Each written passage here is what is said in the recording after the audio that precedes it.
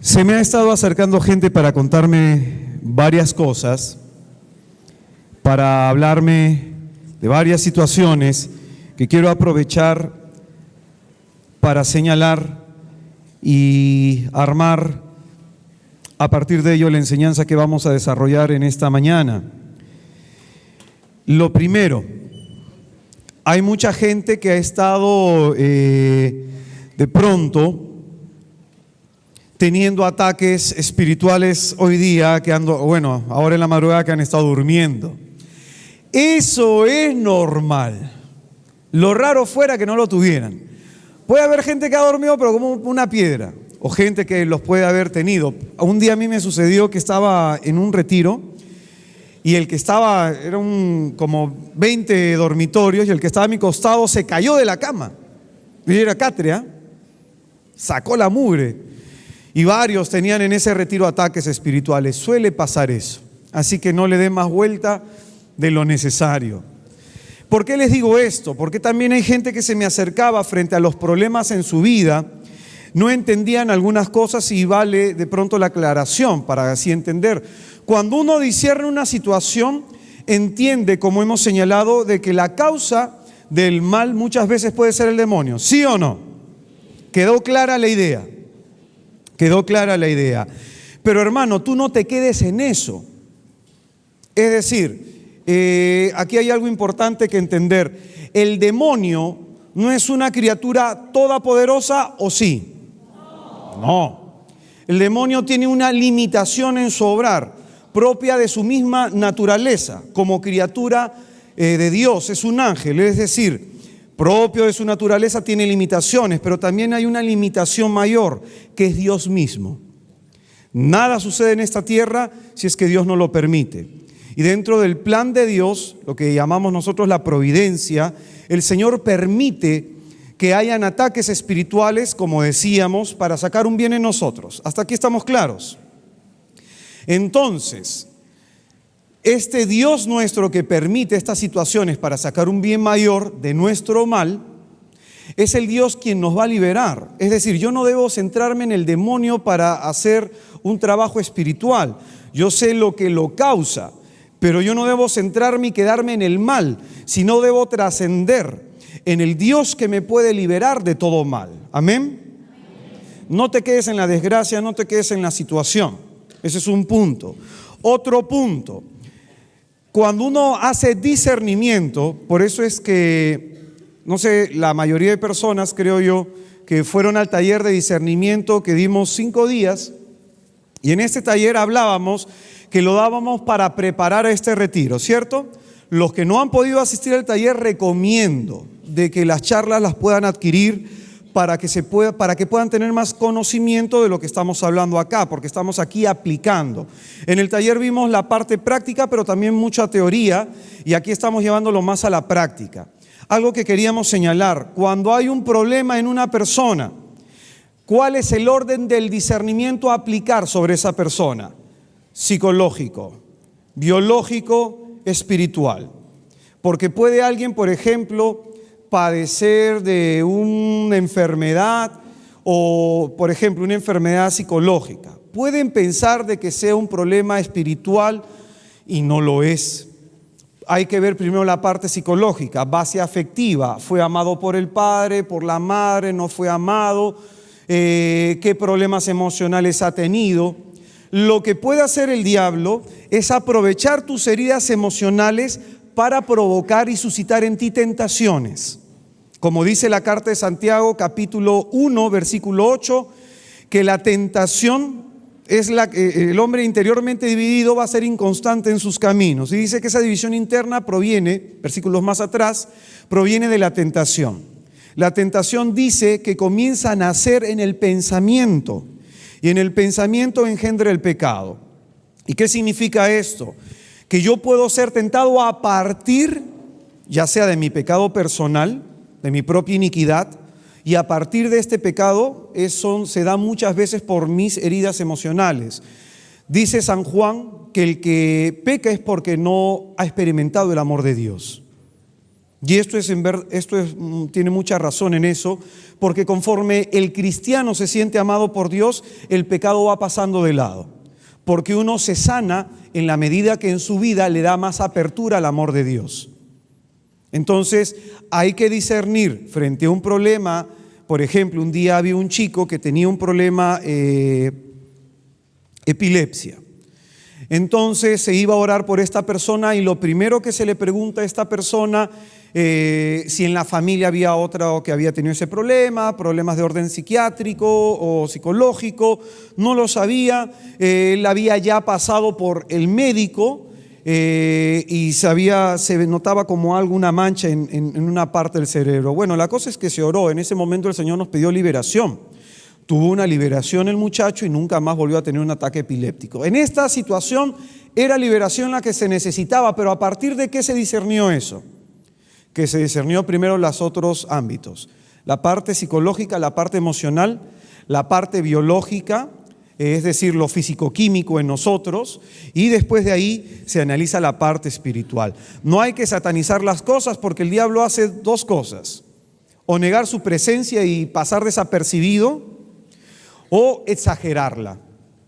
Entonces no podemos exagerar. Yo me he encontrado mucha gente que se me acerca y me dicen: hermano, me han visto un demonio, hermano, me han visto un chuki. Un día en un taller que estábamos dando, un amigo se me acercó y me dijo: hermano, me han dicho que tengo un espíritu de ansiedad. Ya, yo le dije: vamos a discernir. Si te han visto el espíritu de ansiedad, ¿qué ha hecho la persona que lo ha visto? Bueno, me dijo que alguien debería orar por mí. Yo no creo, le dije, que Dios muestre para no hacer nada. Yo no creo que Dios haga eso, porque mi experiencia personal, cuando Jesucristo, hablando primero bíblicamente, veía a una persona con un padecimiento y lo liberaba, sin que la persona se lo pidiera. Los enfermos físicamente venían a pedirle sanación, pero los que tenían espíritus no. La mujer que estaba encorvada, ¿se acuerdan ustedes? Predica el Señor en la sinagoga, había una mujer encorvada, termina la charla, se acerca, ora por ella, liberación. Porque decíamos también, primera de Juan, que leíamos el día de ayer, capítulo 3, versículo 8, que cuando Jesús viene a salvarnos, consecuencia de esa salvación, dice la palabra, es deshacer las obras de las tinieblas, derrocar a Satanás, que ha tomado posesión de los hijos de Dios, a nivel emocional, a nivel de pecado y otras situaciones. Entonces, por eso nosotros decimos, a esta persona yo le explicaba: si alguien te dice que te ve algo y no ha orado por ti, ¿de qué rayo sirvió que te lo vean? Y por eso cuidadito, porque podemos ver demonios por un montón de lados. Podemos ver. Yo no digo de que no se vea, pero prudencia. ¿Conviene que se lo digas a la persona? A mí se me acerca mucha gente, y de la gente que se me ha acercado en algún momento le he dicho que tiene un demonio, y varios que sí lo tienen. Oh, mentira, no se van a sentir mal. Sobre todo los que se acercan a preguntar, no se vayan a sentir mal, mentira. Pero de pronto siempre cuento ese caso de una señora que se me acercó y me dijo: hermano, quiero hablar con usted. Y cuando le iba a tocar me dijo: no me toques, porque ya dos personas muy ungidas, como ella me decía en el Señor, le habían dicho que tenía un demonio y que ella tenía una infesta demoníaca. Entonces, por eso le decían que no la tocaran, y ella me comenzó a contar todas las desgracias de su vida. Yo te digo la verdad, sí tenía una infesta demoníaca. Es decir, tú la mirabas espiritualmente y había un montón de cosas dentro de ella. Pero cuando una persona está en Cristo, el diablo a ti no te puede hacer absolutamente nada. Como ahora vamos a enseñar a levantar fortalezas, pero ya después eso lo vamos a enseñar. Eso es un poco para centrar un poco la idea. Entonces, esta mujer la habían condenado con esas palabras y se había deprimido. ¿De qué michi me sirve venir a misa, confesarme, orar, si tengo demonios que me están desgraciando la vida?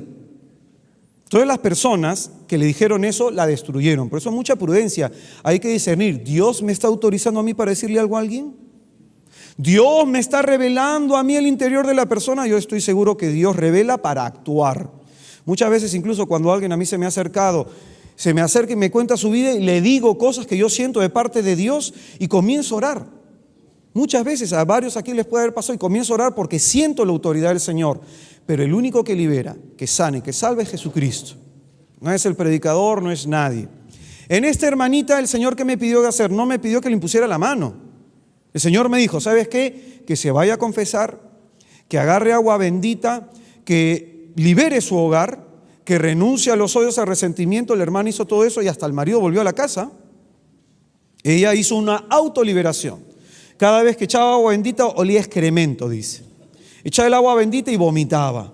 Y vino una autoliberación en ella por la acción del Espíritu Santo, que en ese momento no necesitó intermediarios. En ese momento no lo necesitó. Los que oramos, los que predican, los que interceden, simplemente son un instrumento en la mano de Dios. Pero la gracia y la salvación te va a venir de Dios. ¿Clara la idea? Muy bien. Entonces, explicado esto, porque hay bastantes dudas, recomiendo 2 talleres, 3 talleres que puedan ustedes adquirir para que profundicen más con todo lo que estamos enseñando. El primer taller, Moviendo Montañas, el taller de fe que dimos, para que trabajen en el área de la fe. El segundo taller que les puede ayudar a entender cosas espirituales es el taller Pasando de la maldición a la bendición, taller de quebrantamiento y maldiciones. Y otro taller que pueden adquirir también afuera es el taller de discernimiento. A la gente, y con esto sí termino ya la parte nada más de explicación, siempre les hemos invitado a que vayan a las charlas. Solamente los retiros tienen un costo porque tenemos nosotros que pagar algunas cosas. Pero todos los talleres son gratuitos, ¿o no? Sí. ¿Todas las jornadas de sanación son gratuitas o no? Sí. Incluso damos todo un taller de intercesión para que la gente vaya a hacer también intercesión. También todo es gratuito, solo los retiros. ¿Y eso por qué lo hacemos? Porque dice la palabra, gratis lo has recibido, gratis los vas a dar.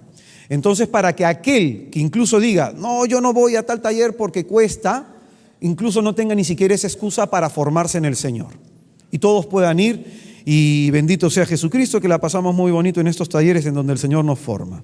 Vamos a buscar, por favor, Isaías capítulo 60, versículo 18 y 20.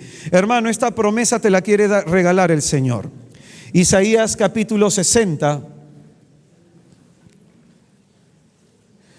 versículo 18 al 20. Isaías 60 del 18 al 20. ¿Ya lo tienes ahí? Hermano, esa cita bíblica ponle chicle, pegamento, ujo, resaltador, no sé qué, pero apréndetela. Apréndetela. Dice la palabra: no se oirá de violencia en tu tierra. ¿Qué te dice el Señor, hermano? Oye, si el Señor me estuviera recitando esta cita bíblica, ¿cómo la gritaría? No se va a oír de violencia en tu tierra. ¿Hay violencia en tu casa?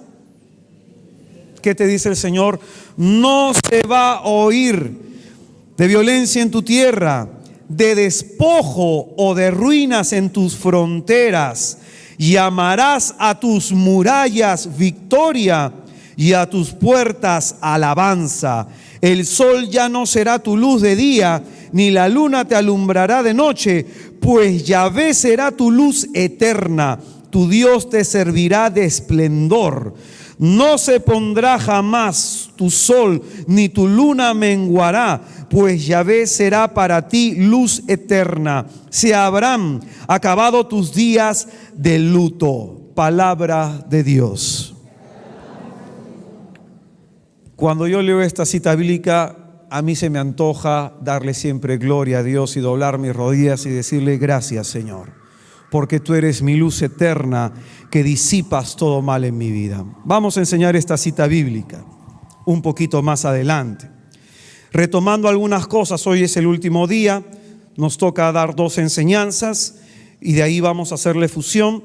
Y retomando un poco lo que decíamos el día de ayer, la vida del cristiano es una lucha.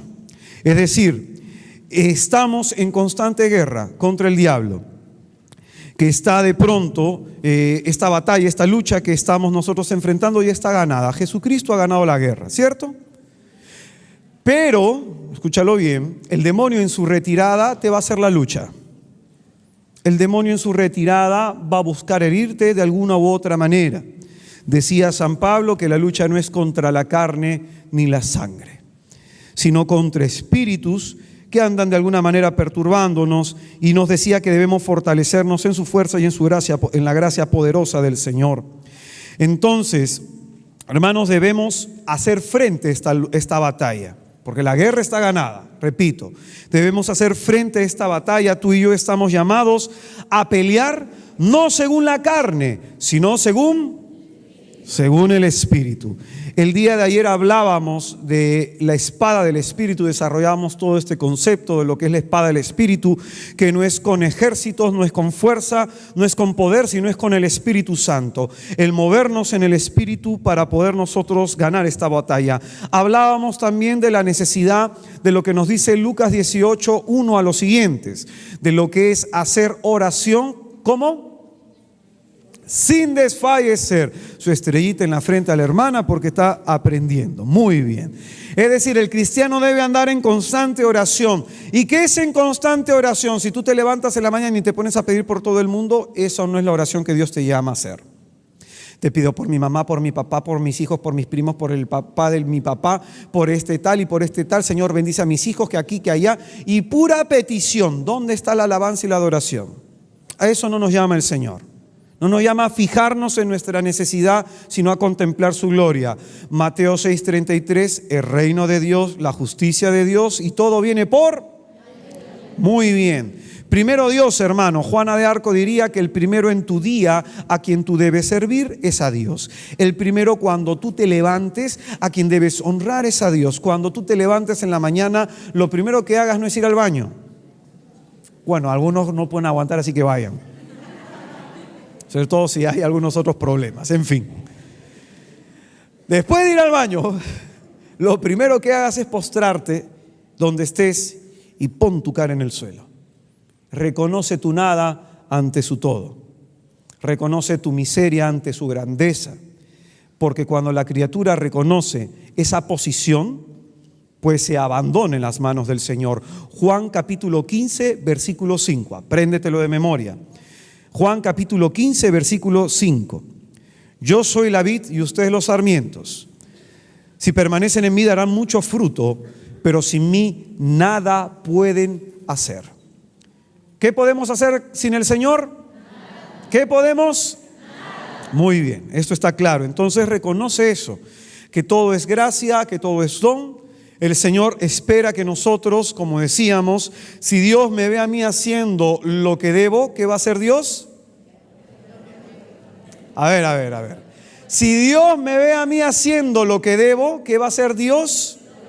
Lo que yo no puedo. Si Dios me ve a mí haciendo lo que debo, Dios va a hacer lo que yo no puedo. Es decir, tú tienes que estar ocupado en las cosas que el Señor te llame a ocuparte.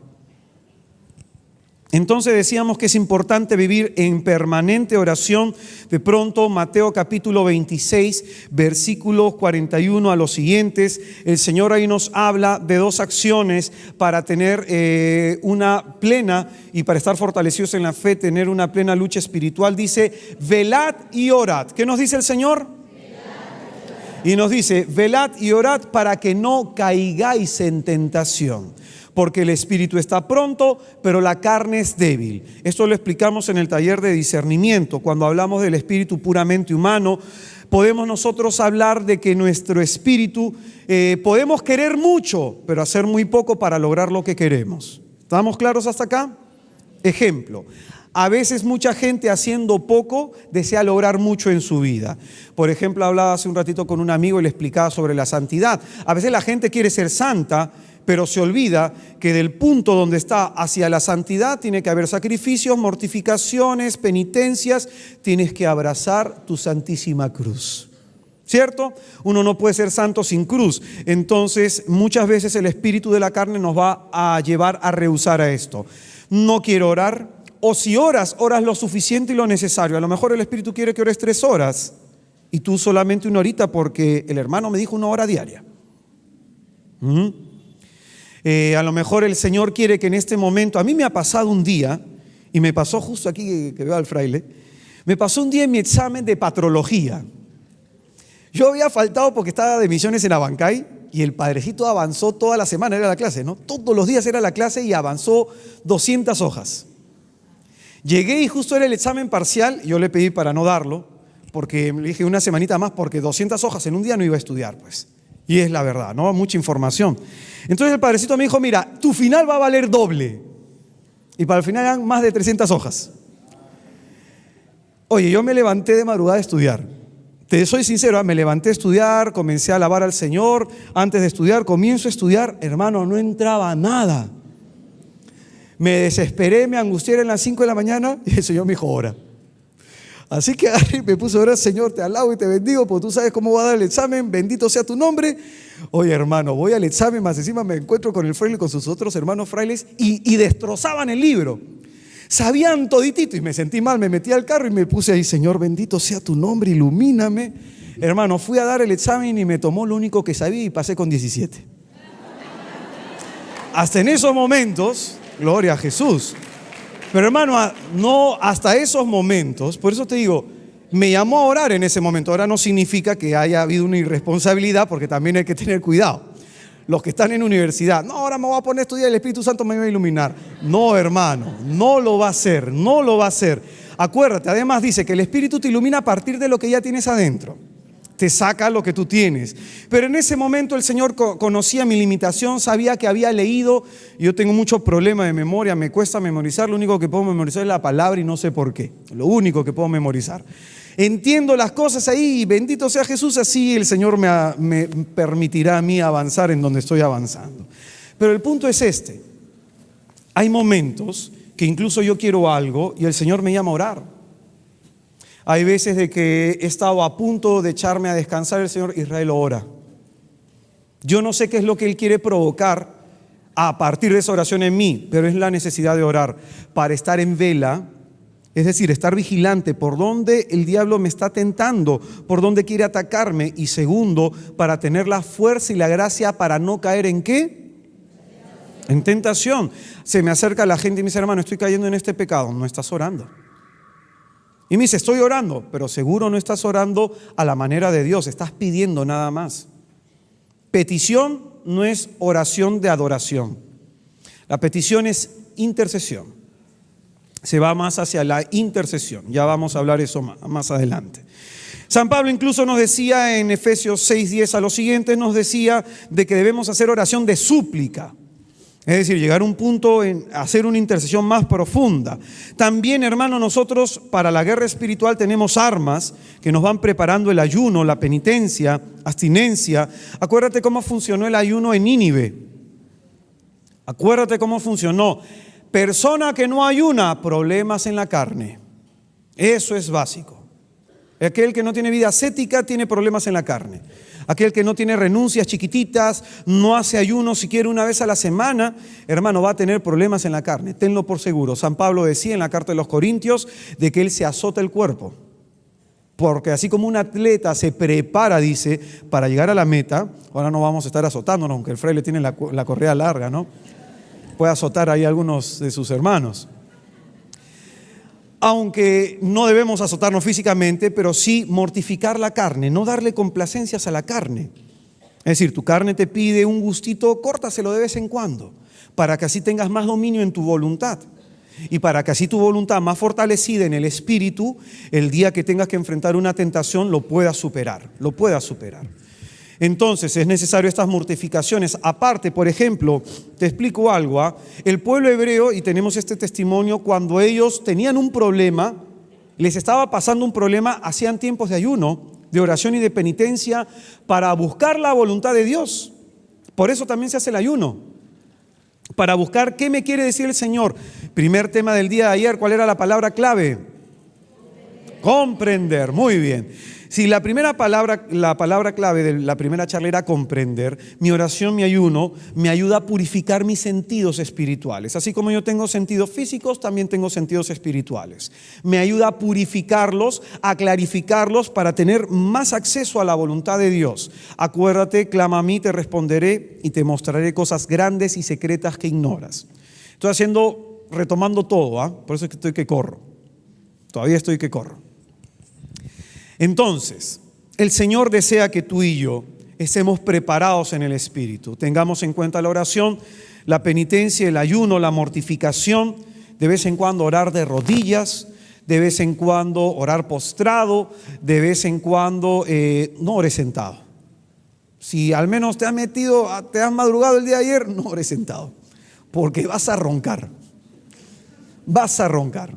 Y el Señor nada que en sueños me consuela, Él es mi guardián, cuida mis sueños. No, pues hermano, pues eso es lo que dice el Salmo, ¿no?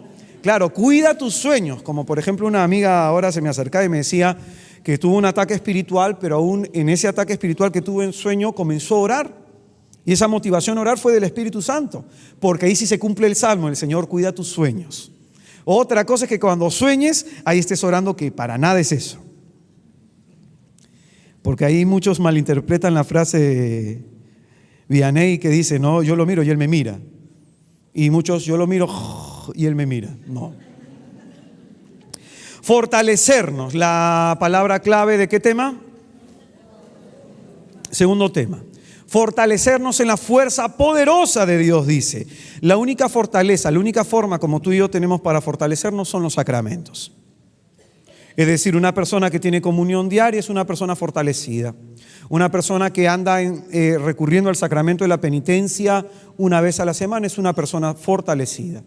¿Por qué una vez a la semana? ¿Porque es más pecador? Bueno, te explico. Mientras más cerca se está de la luz, más se ve nuestra tiniebla. Jesús es la luz, mientras más cerca estemos de Él, más conscientes somos de nuestra tiniebla. Entonces, dice también la palabra que el justo peca, ¿cuántas veces al día? Y el pecador peca 3. ¿Qué significa? Mientras más uno persevera en el Señor, más consciente de su miseria, más consciente de su pecado, más consciente de su fragilidad. ¿Y por qué Dios nos hace más conscientes? Para que reconozcamos en nuestra debilidad que grande va a ser su fuerza. Claro hasta aquí. Entonces, la fe de la Virgen es totalmente distinta a la fe nuestra. Totalmente distinta. Entonces, la fe de ella, si de pronto podemos hablar de que en un momento Josué, movido en su fe, mandó a que se detuviera el sol, ¿cuánto más puede hacer aquella que contempló a Jesús creciendo en su vientre? Si con justicia hablamos que Abraham es padre de la fe, por los signos que él ha hecho, de la fe misma, con justicia decimos que María es madre de la fe, por los signos que acreditan en ella una fe sobrenatural, no una fe natural, una fe sobrenatural como gracia, como don de Dios dado a ella misma. Su silencio, sus virtudes y todo lo demás habla mucho de la espiritualidad mariana, que en otro momento, el próximo año, Dios mediante, vamos a dar un tallercito sobre esto. De pronto, fue la necesidad para que el precursor fuera el precursor de Cristo. ¿Quién es el precursor de Cristo? Fue la necesidad que el Señor llevó a la Virgen para que se derrame el Espíritu Santo a través de su saludo. No se derramó el Espíritu como lo había hecho en Elías, no se derramó el Espíritu como lo había hecho en Isaías, no se derramó el Espíritu como lo había hecho en Ezequiel o en Jeremías, no se derramó de esa forma. Se derramó de una manera particular. ¿Por qué Dios lo quiso? No lo sé, tú pregúntale a Dios. Pero si Dios lo quiso, ¿quiénes somos nosotros para negarlo? Quiso que se derramara el Espíritu a través del saludo de la Virgen. Lo quiso. Y eso no lo podemos negar. O sea, no lo podemos negar. Sí, pero fue una cuestión circunstancial. No fue circunstancial. Porque nada en el reino de Dios se da de casualidad. Aquí no hay cosas azarosas. Dios lo quiere, lo permite, al menos de esa manera en Juan el Bautista. Y ponemos el ejemplo de Pentecostés. Te aseguro que en el momento de Pentecostés, mientras Pedro, cuando hay una efusión, a veces uno se queda en descanso, ¿no? Pedro, se cayó en descanso en el Espíritu, algunos se ponen a llorar y no caen en descanso. Imagínate a Juan llorando, en ese momento otros sienten alegría. En fin, la única que decía Yala era la Virgen. Porque ellos experimentaban algo nuevo. La Virgen decía, Yala. Ya lo había experimentado ella. Acuérdate, incluso no hay criatura en esta tierra, ni siquiera a San Pablo, no hay criatura en esta tierra que haya sido predestinada, que se le haya aplicado los dones de la salvación anticipadamente. No hay criatura. Es una criatura distinta. Y Dios la quiso dejar como un ejemplo de vida cristiana. No para que tú adores a María, que no se le adora. La honra que se le debe dar a María es menor a la gloria, alabanza y honor que se le debe dar a nuestro Dios. Y la verdadera veneración que se le da a la Virgen es amando a Jesucristo con todo el corazón. La Virgen nunca se va a quedar con nosotros, siempre nos va a llevar al dueño de redil. Entonces, María es muy importante. A mí me ha tocado en momentos, y eso fue impresionante, en un momento que se estaba haciendo una oración de liberación, clamé la presencia del Padre, clamé la presencia del Hijo, clamé la presencia del Espíritu Santo. Ven Dios sobre nosotros. Cuando se hace liberación hay cierto tipo de oraciones. Entonces comencé a llamar ángeles santos, pero cuando pedí que las purísimas entrañas de la Virgen manifestaran ese resplandor que en ella guardó del Verbo encarnado, en ese momento se comenzaron a dar las liberaciones. Y cuando comenzaba a rezar el rosario delante del que era liberado, la persona cómo gritaba, cómo se desesperaba, y terminado, cómo entraba en paz. ¿Por qué? Ella pues va a pisar la cabeza de la serpiente. A mí en lo particular, y siento en mi espíritu decir esto, yo he sido muy cristocéntrico, muchos años de mi vida de fe. Es decir, Jesús, Jesús, Jesús, muy cristocéntrico. Cuando yo he padecido ataques espirituales, ¿te acuerdas lo que te dije? Que en algún momento vi legión de demonios alrededor de donde yo vivía. Que en algún momento vi demonios escuchando detrás de la puerta de mi casa. En un momento padecí este tipo de ataques. Como estaba en una época de purificación espiritual, a veces Dios nos limpia la rama para que dé fruto, como dice Juan 15, el Señor limpia la rama para que dé fruto, para que dé más. En ese momento Dios me había quitado todo, dones, carismas, me había dejado de hablar, pero ¿sabes con qué me dejó? Con la Virgen. Y yo bien terco, ¿ah? Un día fui justo con un sacerdote, el sacerdote me dijo: hermano, te ha dejado a la Virgen el Señor. Háblale, ora a ella, pregúntale a ella. Pero yo nunca le he hablado, nunca he orado. ¿Sabe qué? Yo soy cristocéntrico, tenía miedo de serle infiel al Señor, un montón de prejuicios que tenía por ser cristocéntrico. De pronto el Señor comenzó a darme, a proponer situaciones. Un caso, me fui hasta el Callao a predicar.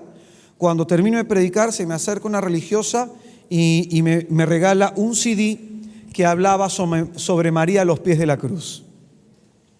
Yo dije, coincidencia, no lo creo.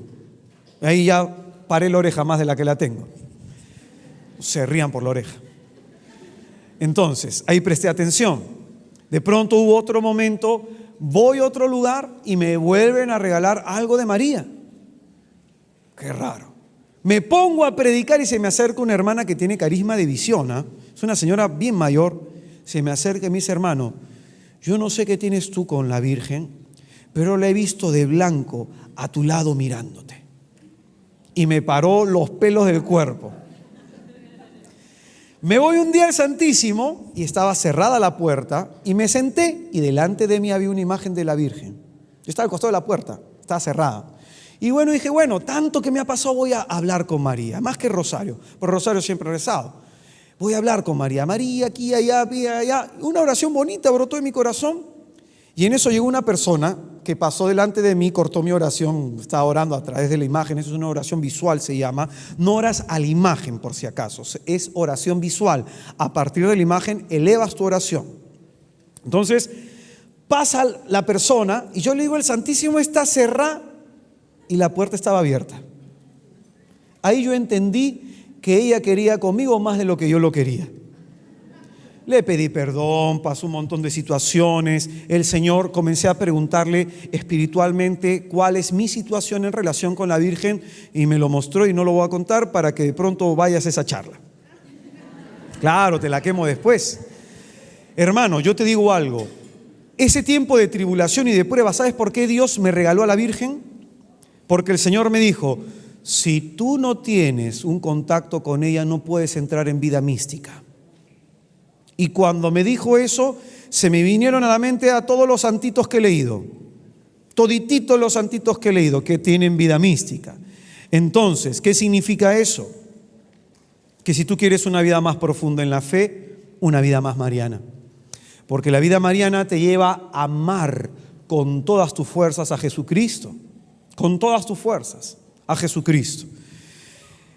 Y después tenemos otro recurso espiritual, los sacramentales.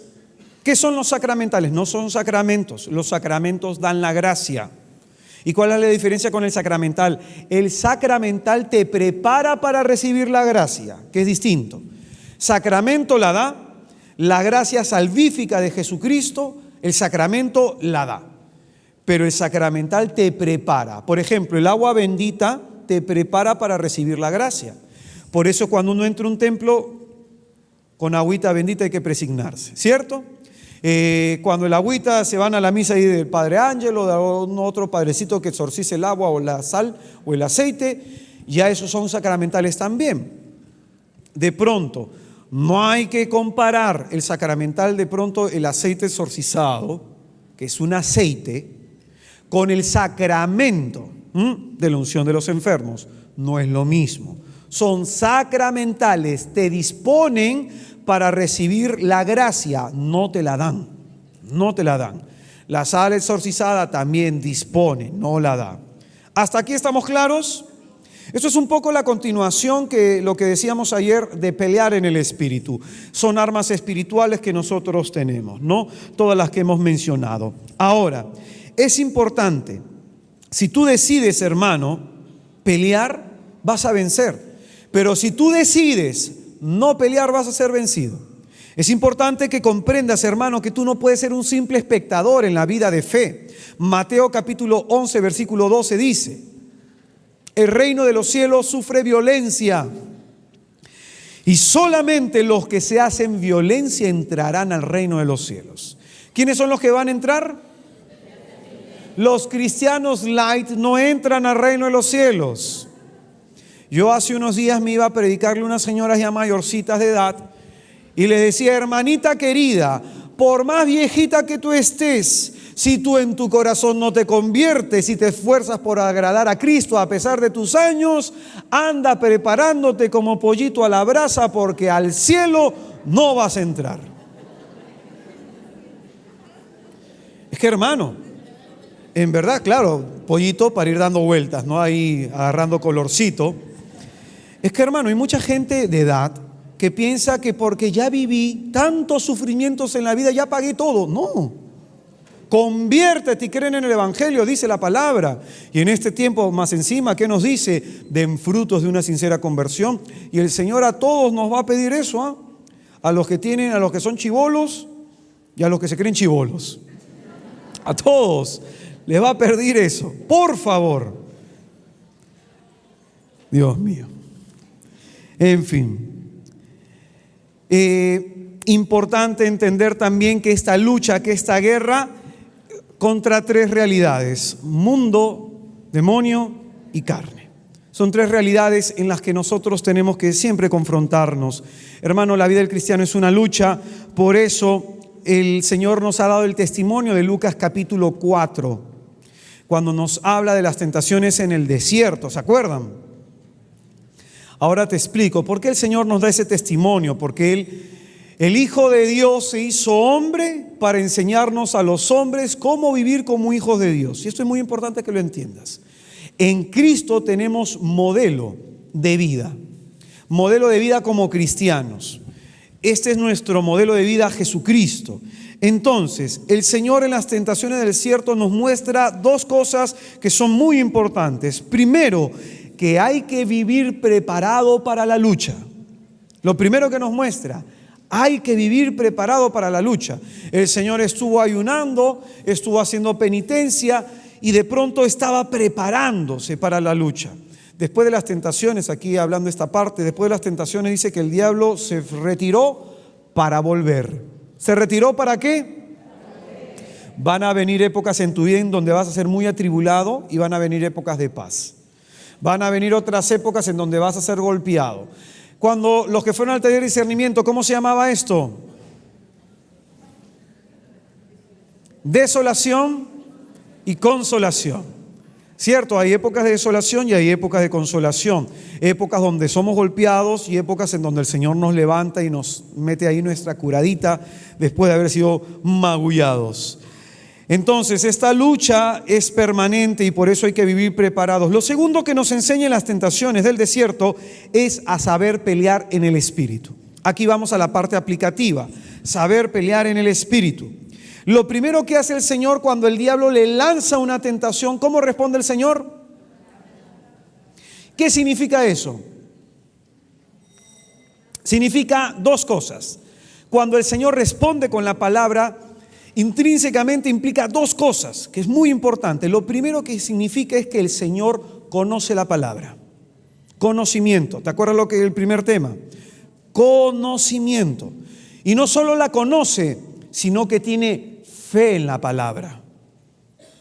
Es decir, el conocimiento para mí me puede llevar de pronto a un conocimiento teórico, a saber de manera teórica algo, pero la fe me va a hacer a mí descender las cosas y llevarlo a una práctica. Entonces nos muestra el Señor con las respuestas que Él da frente a las tentaciones dos cosas, decíamos. Nos muestra conocimiento de la palabra de Dios y nos muestra fe en aquella palabra que conoce, que es lo mismo que debemos tener nosotros. Cuando el diablo me ataca, ¿cuál es mi escudo? La fe. Muy bien. Entonces, esta fe es mi escudo. ¿Y cuál es mi espada? La palabra de Dios. Entonces el Señor, en este único acto que recita una cita bíblica ante una tentación, está mostrando estas dos cosas. Por un lado, su fe en aquella palabra que proclama lo protege de la flecha incendiaria de Satanás. ¿Estamos claros hasta acá? Y con la misma palabra en la que cree, rechaza toda tentación. Cuando el diablo te mete algo en la cabeza, búscate una cita bíblica que la repela. Una cita bíblica en la cual tú creas, confíes, lo hagas carne de tu carne, lo vuelvas algo propio en ti y con eso respondas. No solamente es recitar citas bíblicas, porque si tú recitas citas bíblicas que no crees, de nada te sirve. Yo me encuentro un montón de gente que se recita un montón de citas. Y está bien, no está mal. Pero digo, ¿cuántas de esas te las crees? ¿Cuántas de esas te las crees? Ten fe en el Señor Jesús y te salvarás tú y toda tu familia. ¿Te la crees o no? A ver, ¿por qué te angustias pues por tu familia? ¿No dices que te la crees? Ese es el punto. Yo no voy a recitar para dudar, pues. Acuérdate, dice incluso Romanos capítulo 10, algo que es importante. Con el corazón se cree, ¿qué más? Con la boca se proclama. Entonces yo creo por la fe en el poder de esa palabra y creo por dos realidades que dice Números 23, 19. Dos cosas muy importantes. Primero dice que Dios no es hijo de hombre para mentir. Es decir, lo primero por lo que yo debo creer en la palabra de Dios es que Dios no miente. Dios es veraz. Por eso Jesús dice, yo soy la verdad. ¿Cierto? Dios no puede mentir. Segundo, lo que dice esta cita bíblica de Números 23, 19. Dios no es hijo de hombre para mentir, ni es hombre, dice, para prometer y no cumplir lo prometido. ¿Acaso Él promete y no cumple? ¿Acaso Él promete y se echa atrás tras haber prometido? Tremenda esa cita. Por eso yo debo creer en la palabra primero por quien me la da, Dios. Y segundo, el poder que tiene Dios en su virtud de hacer que esa palabra se cumple en mi vida. Porque Dios, como hemos enseñado también, primero dice y luego hace. Primero el Señor en el milagro para resucitar a Lázaro. Padre, yo te agradezco porque tú me oyes, y comienza a hacer una oración, ¿cierto? Comienza a proclamar antes que el milagro se va a realizar. Primero la palabra antecede al milagro. Entonces, de la misma forma nosotros debemos en nuestro corazón creer en esta palabra garantizada por el Señor. Ya les conté el testimonio, me acuerdo que un día llegó mi esposa del trabajo y yo había leído una cita bíblica y me había quedado toda la tarde orando. Un solo versículo me llevó a orar 4 horas. Dice, y te daré en herencia todo lo que pisare la planta de tus pies. Entonces yo agarré a mi mujer cuando llegó, mi amor, dice la palabra que nos va a dar en herencia todo lo que pisar en la planta de los pies. Y nos comenzamos a pisar el terreno al frente. Para un lado, para otro lado, comenzamos a pisarlo. Oye, yo piso todo, piso a mi hermano Mauricio, piso a todo el mundo. Señor, en el nombre de Jesús lo reclamo. A veces yo he pasado de pisar a tocar. Señor, esto necesito. La guitarra que yo tengo fue la guitarra que yo había orado. El carro que se tiene fue el carro que se había orado. Ahora estoy orando por una casa. Oye, hermano, cuidado con el teléfono que se sale. Apáguelo, por favor. Cuidado que se sale, hermano, y va a escuchar hasta el baño. Cuidado. Entonces, hay que tener fe. Hay que tener fe. En algún momento, leíste el pasaje en donde Jesucristo le impone, hace la multiplicación de panes y la multiplicación de peces. Entonces yo un día dije, ¿por qué no puede multiplicar mi dinero? Cuando estaba un día con problemas económicos, entonces le impuse la mano a la tarjeta de ahorros que tenía. No te miento. Yo tenía una necesidad y me puse a pensar, ¿no? O sea, hay que abrirse a todas las posibilidades, cómo Dios puede hacer un milagro. Le dije, Señor, tú puedes hacer que aparezca dinero en mi cuenta. 1, puedes hacer que alguien se quincee y deposite en mi cuenta. Puedes hacer muchas cosas. Oye, yo me acuerdo que con mi esposa agarramos, estábamos orando, estábamos pasando problemas, hermano, le impusimos la mano a la tarjeta de ahorros y depositaron 900 soles, no sé quién, no sé cómo, pero cubrió mis gastos. Pues te digo, o sea, la fe hay que practicarla, hay que practicarla. Entonces el Señor nos enseña que la lucha en las tentaciones del desierto, 2 cosas: conocimiento de la palabra y fe en la palabra que se conoce. ¿Hasta aquí estamos claros? Muy bien, entonces, hermano, volvamos a esta cita de Isaías que hemos proclamado. ¿Quieres que esta promesa se cumpla en ti? Te la voy a repetir. El Señor quiere para ti, escúchalo bien, que no haya violencia en tu casa. Quiere que no haya violencia en tu casa. Quiere que tu vida no esté en ruinas. El Señor quiere que tus murallas se llamen victoria. Por eso esta enseñanza se llama levantando murallas. Vamos a levantar murallas para andar en victoria. ¿Cómo se llama este retiro? ¿Cómo se llama este retiro? Yo me los voy a jalar a ustedes. El retiro se llama En Victoria. En victoria. Entonces el Señor, escúchame bien, para que estas promesas, para que Él sea tu sol, ¿qué significa que Dios sea mi sol? Encima mío, sobre mí.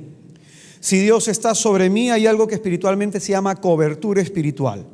Dios te da una cobertura. Moraré bajo las alas del Elohim, la cobertura espiritual de Dios. Entonces, ¿qué significa esto? Levantar murallas. Primero vamos a definir qué significa levantar.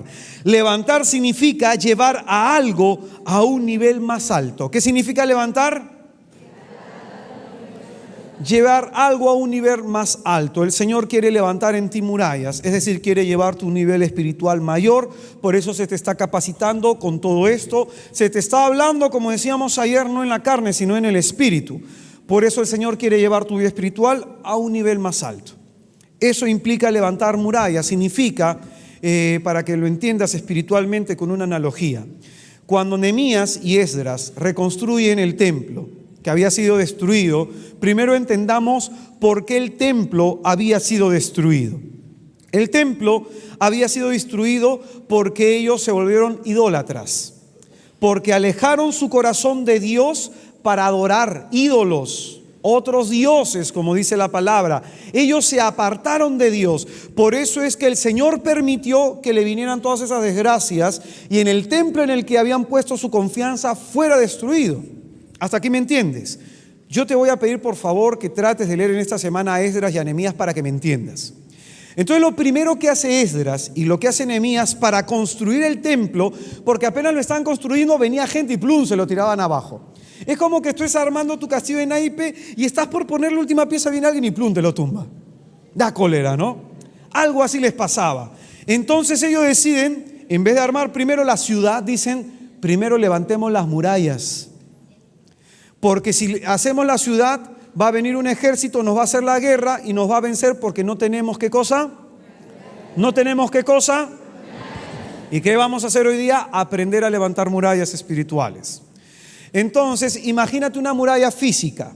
La muralla física protege la vida de todos los que viven dentro de aquel lugar. La muralla física es una roca sólida que impide el ataque del enemigo. Entonces nosotros también vamos a levantar murallas y lo que significa tener una vida sólida espiritualmente contra los ataques del enemigo.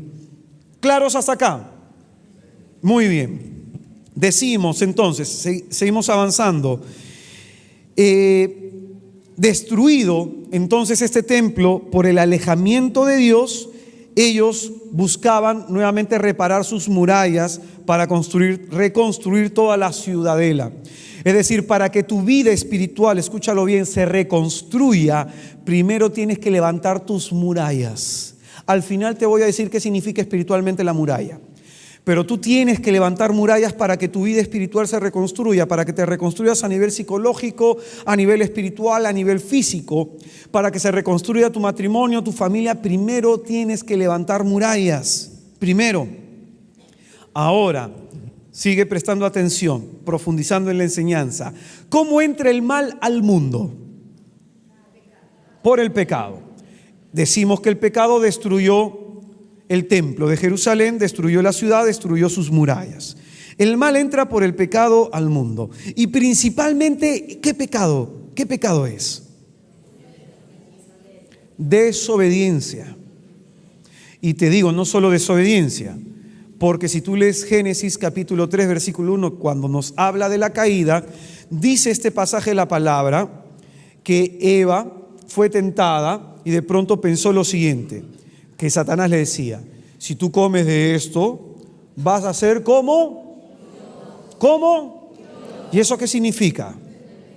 Soberbia. Entonces, no solamente fue la desobediencia, sino fue la soberbia. Es decir, la soberbia, escúchalo bien, es no querer tener a Dios como mi Señor y mi dueño. Esa es la soberbia. Es la independencia de la criatura. La independencia de la criatura, el soltar mis amarras de Dios. Por eso te digo, la soberbia es no querer tener a Dios como mi Señor, como mi dueño. Entonces, este pecado, desobediencia, y este pecado, soberbia, rompió 4 niveles de relación. La relación con Dios, la relación consigo mismo, la relación con los demás y la relación con la creación. Esto lo hemos explicado también en el taller de discernimiento. Sigo avanzando. Se rompieron estas relaciones. Ahora, vamos a utilizar todo lo que acabamos de decir y piensa en tu vida. ¿Por qué ha entrado el adulterio, la fornicación, la mentira? ¿Por qué ha entrado las discordias, el resentimiento, el odio? ¿Por qué ha entrado el egoísmo a tu familia? ¿Me estoy dejando comprender? ¿Puedes hacer la analogía, utilizar el ejemplo que te he dado con lo que te quiero decir, con lo que te estoy preguntando? Utilízalo. ¿Por qué crees que ha entrado? Porque en tu hogar alguien ha empezado con su desobediencia a apartarse de Dios y por su soberbia a alejarse de Dios. Entonces, en nuestro hogar, en nuestras familias ha entrado todo este mal por falta de interés con la comunión con Dios. Presta atención, quédate, no te quedes en estos puntos, sino todo esto va a llevarnos a un final, a una consecuencia. Cristo es el camino, la verdad y la vida. Decíamos que el Hijo de Dios hizo hombre para enseñarnos a los hombres cómo vivir como hijos de Dios. Por eso es que Cristo es camino, es decir, modelo de vida. Y esto significa que Cristo hace todo lo contrario a Adán, a Eva. Todo lo contrario por donde vino el mal, ¿cierto? Hace todo lo contrario. Si el mal vino por la desobediencia y vino por la soberbia, ¿qué hace Cristo? Restaura todo lo roto por la obediencia y la humildad. Y ahí tú tienes la carta de los Filipenses capítulo 2, versículos 5 a los siguientes. Dice que tengan el mismo sentir que Cristo Jesús, el cual siendo de condición divina, no reivindicó en la igualdad con Dios, sino que se despojó de su divinidad y más aún se humilló en nuestra carne para hacerse semejante en nosotros en todo menos en el pecado, y así se volvió obediente hasta la muerte en cruz. Y por eso ante el nombre de Jesús toda lengua y toda rodilla se va a doblar en el cielo, en la tierra y en los abismos, y proclamará que Jesús es el Señor, para gloria y alabanza de Dios Padre Todopoderoso. Entonces, esto es Filipenses capítulo 2 del 5 a los siguientes. ¿Qué significa? Ese es el camino que yo debo recorrer para que se restauren todos los niveles espirituales de mi vida. Ese es el camino que yo debo recorrer para que se desbloqueen las áreas espirituales. ¿Y por qué te hablo de esto de desbloquear? El Señor diría, como una promesa para Pedro, una promesa de su primado, pero también una promesa para nosotros, gente de fe. Todo lo que se hace en la tierra, todo lo que se desata en la tierra. Es decir, para nosotros la bendición estaba bloqueada hasta antes de la venida de Cristo. La salvación, la gracia del Espíritu Santo, todas las manifestaciones de los dones de los carismas estaban bloqueados por el pecado, ¿cierto? Hablábamos el día de ayer que hay áreas de dominio que el enemigo ejerce algunas veces que impiden que baje la gracia, ¿te acuerdas? Entonces el Señor, ¿cómo desbloquea eso? Por la obediencia, la humildad. ¿Tú quieres desbloquear áreas? Obediencia, humildad. Si no lo haces, hermano, olvídate. Si tú no recorres ese camino, olvídate. Va a haber un problema terrible en tu vida. Y vamos a fundamentarlo con una cita bíblica. Samuel, capítulo 2, versículo 30. Samuel, capítulo 2, versículo 30. Dice la palabra: porque yo honro a los que me honran, pero los que me desprecian, los desprecio. ¿Qué hace el Señor? Ahora yo te pregunto, agárrate, porque esta pregunta, hermano, se te va a clavar en lo más profundo de tu corazón. ¿Dónde está la honra que tú le debes a Dios? ¿Dónde está la honra que tú le debes a Dios? Por eso no se restauran muchas áreas espirituales. Si tú no doblas tus rodillas para alabarle, bendecirle, para reconocer su grandeza, su majestad y su poder, tú vas a permanecer igual. Solamente en la honra, ahí se permanece bajo el kairos de Dios, bajo la unción del Espíritu Santo. Ahí es donde están todas las oportunidades. Por eso te digo el kairos de Dios. Cuando uno honra a Dios, el Señor te allana todos los caminos. Una honra permanente. Ha llegado la hora en que los verdaderos adoradores adorarán al Padre en espíritu y en verdad. Ha llegado la hora en donde el Señor te pregunta: ¿dónde está la honra que tú le debes? Él es Dios, Él es Rey, Él es poderoso. ¿Dónde está la honra? Honro a los que me honran, dice el Señor. Honro a los que me honran. Hermano, esto es lo que tú, para desbloquear estas áreas, debes hacer: honrar a Dios.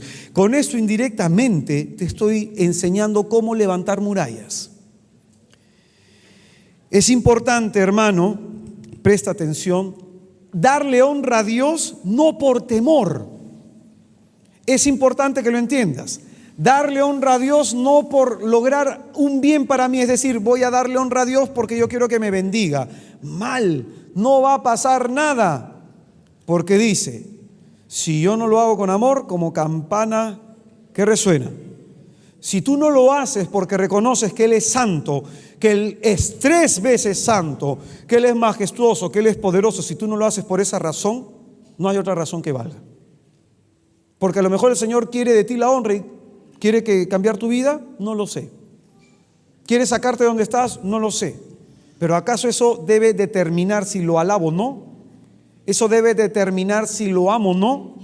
¿Cuál es el primer mandamiento? ¿Sabes por qué ese es el primer mandamiento? ¿Sabes por qué?